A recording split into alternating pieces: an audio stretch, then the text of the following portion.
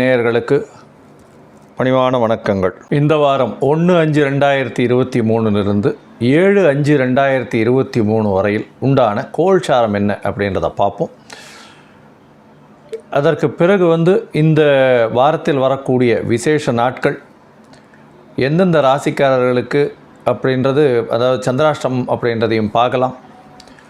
இந்த வாரத்தில் எளிய பரிகாரங்கள் யார் யாருக்கு பண்ணணும் அப்படின்றதையும் பார்ப்போம். முதல்ல கோல்சாரம் அப்படின்னு எடுத்தோமே, ஏன்னால் 1ஆம் தேதி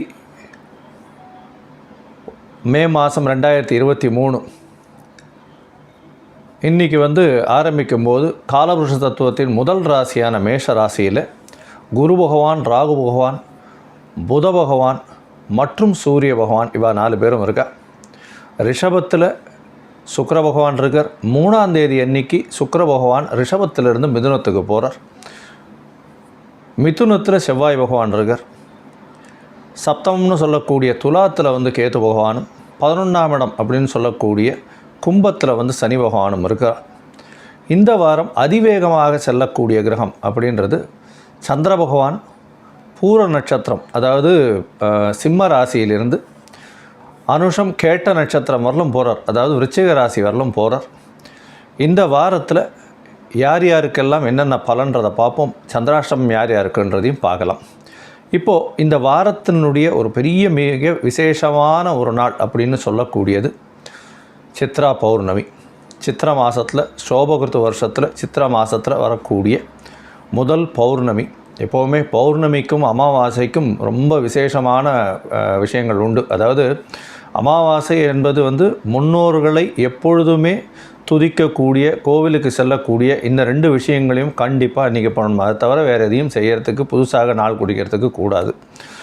ஆனால் பௌர்ணமி என்பது பார்த்தாலேனால் ஜோதிட பிரகாரம் அதிசுபர்னு சொல்லக்கூடிய பௌர்ணமி யோகம்ன்றது மிகப்பெரிய ராஜயோகத்தை கொடுக்கும். ஏன்னா சந்திர பகவானுடைய மிகப்பெரிய யோகம் அப்படின்னு சொல்லக்கூடியது, அதாவது இயற்கை சுபர்னு சொல்லக்கூடியவர் அதாவது குரு பகவான், சுக்கிர பகவான் இவா 2 பேரும் இயற்கையில் 100% சுபர்னு சொல்லுவாள். ஆனால் அதற்கு மேலே இருக்கக்கூடியது பௌர்ணமி சந்திரன். பௌர்ணமி சந்திரத்தில் பௌர்ணமி சந்திர யோகத்தில் யாராவது பிறந்திருந்தாலேனா கண்டிப்பாக நாட்டை ஆளக்கூடிய ஒரு தனித்துவம் அவளுக்கு நிச்சயமாக வரும்.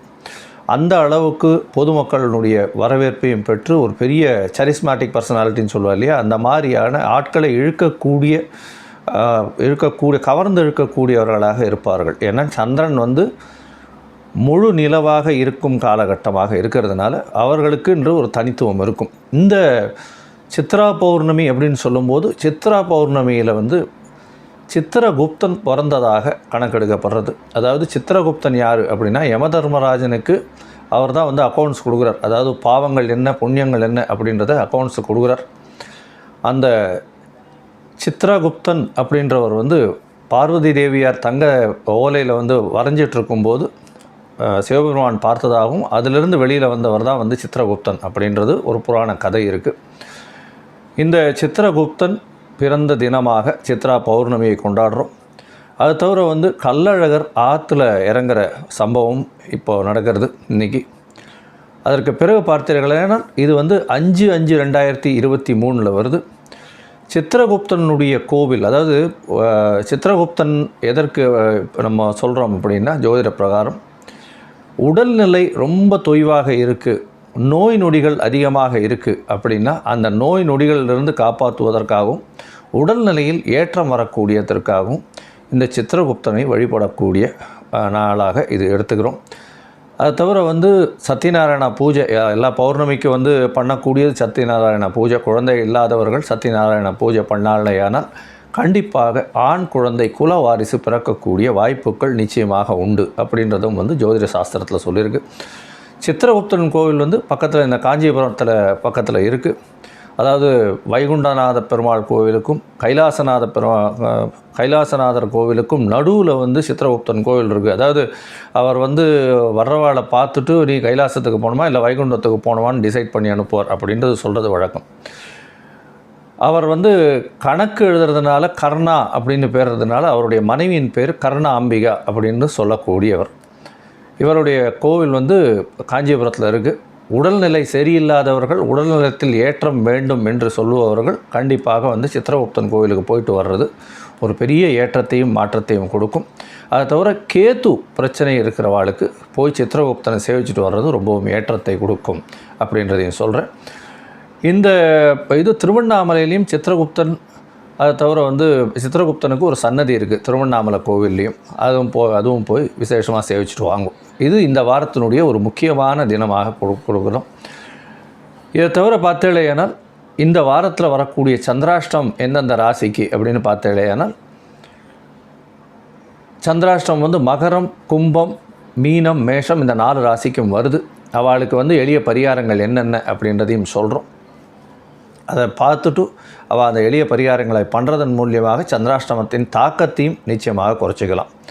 இப்போது ஒரு ராசிக்கா இந்த வாரம் 1/5/2023 7/5/2023 வரை உண்டான நாட்களுக்கு எப்படி இருக்குது, மேஷம் முதல் மீனம் வரை எப்படி இருக்குது அப்படின்றத பார்க்கலாம். கன்னியா ராசி, உத்திரம், ஹஸ்தம், சித்திரை இந்த 3 நட்சத்திரம் 9 பாதங்களை கொண்ட ராசி. ராசியின் அதிபதின்னு சொல்லக்கூடிய ஒரு புத பகவான் ராசிக்கு 8ஆம் இடத்துல இருந்தாலும் அதீத சுபத்துவம் பெறுறார். அவர் வந்து சுபத்துவம் பெறதன் மூலியமாக என்ன ஆகுது அப்படின்னா, உங்களுக்கு வெளிநாடு சம்பந்தமாக நல்ல ஒரு விசேஷம் இந்த வாட்டி வந்தே தீரும். உங்களுக்கு கன்னியாராசிக்காரர்களெல்லாம் நல்ல ஒரு ஏற்றம் இருக்கும். குரு பகவான் 8ல் போய் மறைஞ்சிட்டாரே சார், கவலைப்பட தேவையில்லை. 12, 2 இது ரெண்டுத்தையும் வந்து பார்க்குறார் அவர். இவர் வந்து சப்தமாதிபதியாக இருந்ததை விட 8ஆம் இடத்தில் இருக்கும் பொழுது தான் குரு பகவான் உங்களுக்கு ஒரு பெரிய ஏற்றத்தை கொடுக்க போகிறார். கவலைப்படவே வேண்டாம். கன்னியாராசிக்காரர்களுக்கெல்லாம் பண வரவு அபரிமிதமாக இருக்கும். இவ்வளவு நாள் வந்து கஷ்டத்தில் இருந்திருப்பாங்க. ஏன்னா 2ஆம் இடத்துல கேத்து இருந்து வரக்கூடியதை கிட்ட வரும், அது தடங்களாக போகும். அந்த மாதிரியான விஷயங்களை பண்ணி வச்சுருப்பார். இப்போ வந்து குரு பகவானுடைய பார்வை 2ஆம் இடத்துல வந்து சுபத்துவமாக்கிறதுனால கண்டிப்பாக உங்களுக்கு ஏதாவது ஒரு பெரிய லிட்டிகேஷன் இருந்து பணம் வர வேண்டி இருந்ததே ஆனால் கண்டிப்பாக வரும். 12ஆம் இடமும் சுபத்துவம் அடைகிறதுனால பெரிய யோகம் வரும். கணவன் மனைவிக்குள்ளே நல்ல ஒரு அந்யோன்யம் ஒற்றுமை இருக்கக்கூடிய வாரமாக இந்த வாரம் அமைய போகிறது. உங்களுடைய ராசியின் அதிபதியும் வந்து பரிவர்த்தனை யோகத்தில் ஆட்சி பெற்று 10ஆம் இடத்துல போகிறதுனால புதிய வேலைகள், தொழில் தொடங்கக்கூடிய வாய்ப்புகள் நிச்சயமாக உண்டு. ஏன்னா 6ஆம் இடத்துல சனி பகவான் ஆட்சி பெற்ற ஆண் சனி, புதிய வேலை கிடைக்கக்கூடிய வாய்ப்புகள் நிச்சயமாக இருக்கும். கவலைப்பட தேவையில்லை. இந்த வாரம் அதாவது 1/5/2023 7/5/2023 வரலும் உண்டான வாரத்தில் பார்த்தேன்னா உங்களுக்கு சந்திர பகவான் உங்களுடைய ராசிக்கு 12ஆம் இடத்திலிருந்து 3ஆம் இடம் வரும் போகிறார்.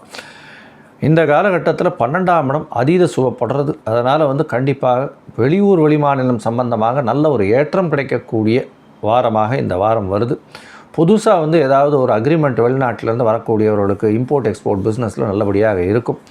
இந்த கன்னியா ராசியில் இருக்கக்கூடிய ஐடி செக்டர் மற்றும் அக்கௌண்ட் செக்டர், அதை தவிர ஸ்டாட்டிஸ்டிக்ஸு, அதை தவிர வந்து இந்த